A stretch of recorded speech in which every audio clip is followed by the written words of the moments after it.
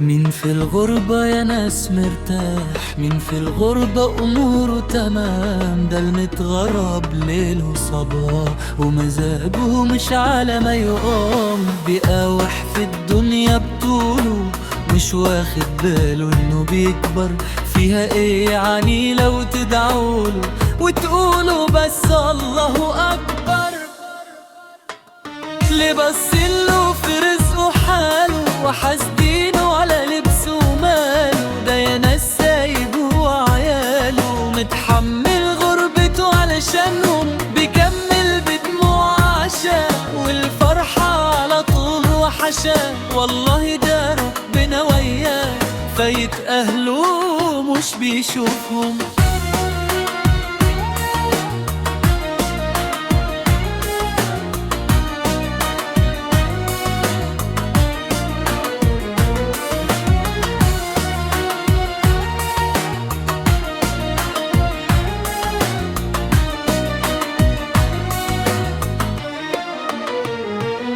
مين في الغربة بيبقى خير؟ مين في الغربة بيبقى سليم؟ ده المتغرب قاسى كتير واضطر يكمل ويشيل شيلته محدش شالها بداله، وتقيله عليها مش بيبين. بيقضي الليل يشكي همومه لمرايته قرب يتجنن، نفسه انه يشوف اهله وعيلته ويطبطب على كتف حبيبته. هو ده مين يقدر على حيرته؟